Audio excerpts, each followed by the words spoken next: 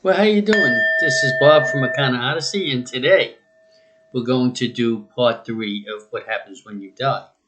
We're going to go into it a little more about things, and hopefully you'll like this video.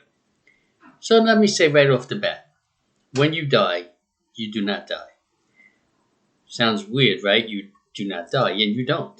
This body here that we have borrowed from the earth dies, but the consciousness stays. Our souls are energy, and we are energy. We come into this body to be able to learn and to further ourselves in the spirit world. It's sort of, it's a combination between an adventure and schooling, in a sense. Some people live many, many lives, many, many, and you could tell the ones that are older souls for different reasons. One reason is they'd be very calm and understand things, they would not be upset, stuff of this sort of like the Dalai Lama. And in other cases, sometimes they'll take on difficult lives to further themselves. In other words, they can be someone that comes back that cannot walk or is blind, or with things that are difficult in this life, very difficult. They'll take on that form. Why? Because they are very experienced souls, and they're able to handle that as they continue, to raise their vibration. So these things will happen. Now, you see, when you actually die, when it's still leave it like that, even though you're not dead, when you die, your soul leaves this body. Now, there's been many studies showing there's been near-death experiences, and of course, there is past life regression, which I do and many, many people do, more experienced people than me. However, there's a tremendous amount of proof of what happens. But you leave this body. And as soon as your soul leaves this body, it feels magnificent. It feels free. It has left this vessel. And it looks down and sees that vessel. It doesn't really want to get back in that vessel. Not really. Because this is just sort of like I call it like a cyborg for a soul. To be able to move around, to be able to control this soul. This human, and still reach enlightenment. And it's a very difficult situation to control a human. This is why some people consider Earth a school, and a very, very difficult school at that. So, each soul, in order to pick up its vibration higher and higher, it must have the experience, the life experience. Now, it doesn't have to be here on Earth as well. There are many, many realms, many realms. There are other planets, and there are living organisms on those planets. Some of them look like us, and some of them do not. Some of them do not. It depends on the environment, and there are all kinds of different things what these people might look like, what these beings might look like. But yes, we have been there. The newer souls who, of course, there are, young souls, they might not have gotten to every place yet, but they will eventually. Just think how magnificent it is that your soul has been into so many places, has been to other planets, has lived in as different life forms. It's just amazing. And some people that watch this will say that's craziness, but believe me, it is not. There's a tremendous amount of proof on things like this. Tremendous amount of proof of reincarnation, of course. Now, what happens though? Some souls get stuck here because they experience confusion. Even those souls are magnificent in every way, not every soul is perfect, believe it or not.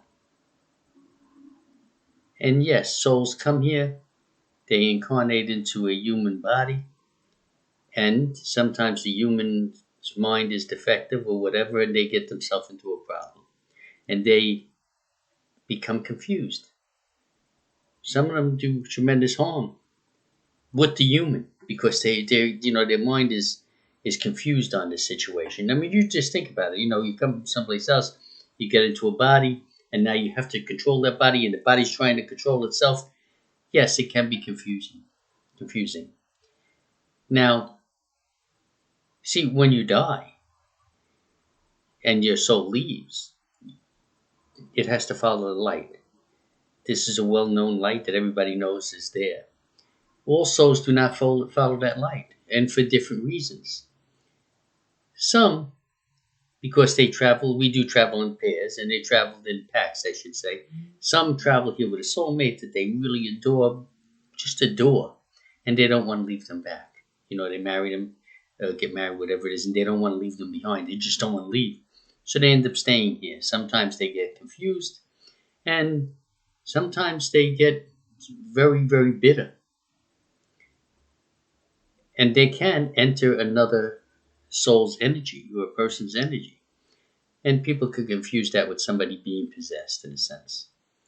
Also, sometimes a soul has everything they want here, they're very rich or whatever it is, and they just don't want to leave their possessions behind.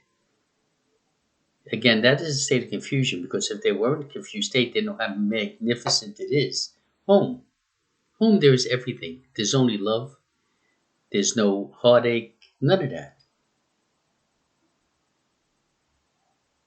There is no fire, like people say.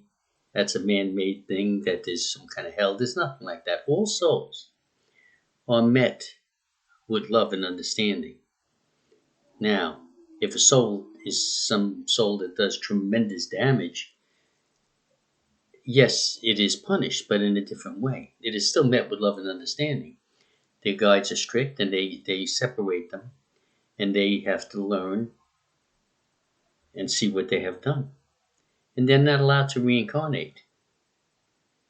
Not for a very long time, if ever. So yes, they are separated in that way. Now, let me just tell you quickly where I get my information before we continue. Number one, I have been studying for many, many, many, many years on this subject. I am tremendously in touch with the spirits. I am an ordained minister. And I pray and I meditate every single day, no matter what. And I get a lot of information, believe it or not, from the spirit. A tremendous amount. A lot more than I've gotten out of books, believe it or not. But it seems like when I study, the information that I have been receiving from the spirit is what's in the book anyway, because it runs together. Now, I've studied many, many people. I've studied from Buddhist to American people to different people. There's two doctors that it would be nice for you if you wanted to read. One, which I recommend tremendously, is Dr. Weiss. And he wrote a book called One Soul, Many Masters. And there's another doctor, Michael Newton. He wrote Journey of the Soul. You might want to just look at those books. They're very good.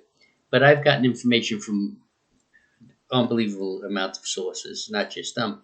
I've read those later on. When the book came out in the 90s, which was One Soul, Many Masters, I read it in the 90s. So I've been studying this for a very long time. At any rate, that's how I get my information. Now, so as you do your studies, you're going to see, we'll take first near-death experiences.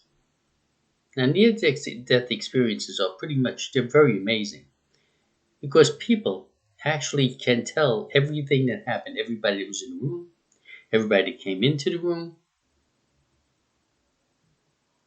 There's thousands of cases. I'll tell you one. One case was, there was a person, a young boy that was sick, and he had to go into emergency surgery, and he did. So he died on the table. Of course, he came back, but he was died on the table. And he's seen his sister. He's seen many people, but he's seen his sister. And she was telling him a few things. And then he was sucked back into his body because it wasn't his time. So when he got out of recovery, he was saying how he's seen his sister. How is she? What's going on? He didn't know his sister had died. Nobody knew. She had died while he was in the hospital. She happens to be visiting another country. And the day he was getting the operation is when they found out that they got the bad news that she died. But he knew it. He spoke to her, and he knew what happened. That's documented. There was no way for him to know about this. And there are many, many cases like this. I can go on forever, but there's many. I did tell you about one in another video, but I'll tell you again, which I seen this also as I was studying, and I studied these different groups of doctors, and one doctor was saying that there was an accident, and there was this person that was in the car that was blind from birth, total blind, couldn't see nothing. They had this accident and they were killed. Of course, they were recovered, but they had the accident and they were killed. This person seen this street she was on, seen what's happened during the accident, seen herself being brought to the hospital, seen herself completely, everything around her she's seen. She knew who the doctors were, their faces, everything. She described everything to a T. When she was revived, she was still blind. So it was like impossible for her to see the ambulance, to see the road, to see the hospital, to see the operating room and everything. All this was impossible. She was totally blind. But she did. And she's seen that. And it's a documented case. There are many, many, many, many cases like this where people on a near-death experience have experienced all of these different things. There are thousands of cases. I can't tell you all of them now because I'd be crazy and you would be out of your mind, hang up. Look them up. They're magnificent. Now, also, past life regression, something we do in our shop also. We do that, and we also bring people to see the spirit. But let's say past life regression. Now, the people that I have regressed, and I've regressed a few, I have had them go different places. I had people go to Egypt, to Rome, to the medieval times, to China. And they would tell me the story about their life and what was happening in these times. I had a person, like I said, from Rome. I went to Rome, and he seen himself as a Roman soldier. And he was covered in blood, and he had a sword, and he was standing in a forest that was very smoky. So obviously there was a huge battle there. I had another person who felt she was in Egypt, seen herself in Egypt, and I forgot what she was doing exactly. It was a pretty long time ago. And then I had another girl who was, she seen herself as an American Indian. And she was running in the woods, and she was looking at these deer as she was running. So it's very, very interesting. Now myself, I have found myself in China and speaking Chinese. I do not speak Mandarin at all. But I was, and there was a couple of people there, and they were listening to me, and they said, you were speaking Mandarin. And of course, I do remember seeing myself in this Asian sort of village with this straw kind of hat on me, and I was talking to the other villagers. So my conversation I was having, these people were listening, so it's pretty amazing. I'm not going to bore you with all the different stories. You can look them up for yourself. There are thousands and thousands and thousands. But I tell you that there is on the other side life. And I tell people who are believers as well, understand, if a person is very sick and terminal, if they get better, of course, it is a tremendous blessing that they are better. But if they pass, it's a blessing to be home. Now, you might not think that in this human form, but in reality, when you pass, like I said, your soul leaves this body, looks down and sees the body, but it feels that sense of freedom, like magnificent. It's home. It is fantastic. It goes to the light. To the light, it's met by relatives, guides, grandmothers, grandfathers, and stuff like this, plus your guide, which everybody has a guide. And then they're brought into the spirit world. Now, there are different levels of the spirit world. You have to be sort of, evolved in certain areas. I should say, your vibration has to be a certain height to get into each realm, because there are very advanced souls, and there are new souls, and there are medium souls. And But you're home and you're magnificent. There's no hatred. There's only love. There's only understanding. Even again, like I said, the souls that are terrible on earth, that have done terrible, terrible things, they are still greeted with love. They are separated from the other souls, from what I understand, and they are talked to, or whatever way they do it. They understand, they see their life, see what they've done wrong, and it's a very long time. Again, if they can ever reincarnate again, I guess they'd have to really prove that they would be okay. So there is all of this, but definitely I want you to know that either way, if you're sick and you pass, you're home. You're magnificent.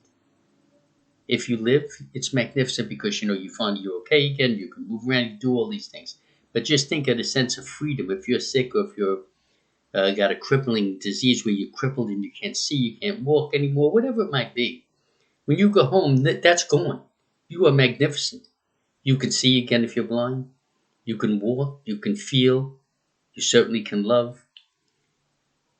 It is magnificent.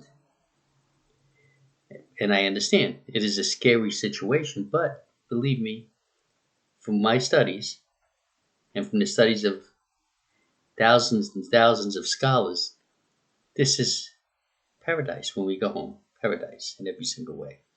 Of course, we'd like to stay here as long as we can. Everybody wants to, because we're in that human body and the soul is here, and this is what the soul knows right now, is this body. Because it's not allowed to remember what happened. We do a regression to help you to remember certain things, because if you have certain hang-ups in this life, sometimes it's from a previous life, and we're able to help you pass that, which I have helped people who had certain phobias, and when we finished what we were doing, they didn't have that phobia anymore. So yes, that's pretty cool, and it's magnificent. This is a long video, 17 minutes. I wanted it to be shorter, but I want to tell you, namaste and blessed be. And remember, you are magnificent in every way. Love and be loved. You are magnificent. Namaste and blessed be.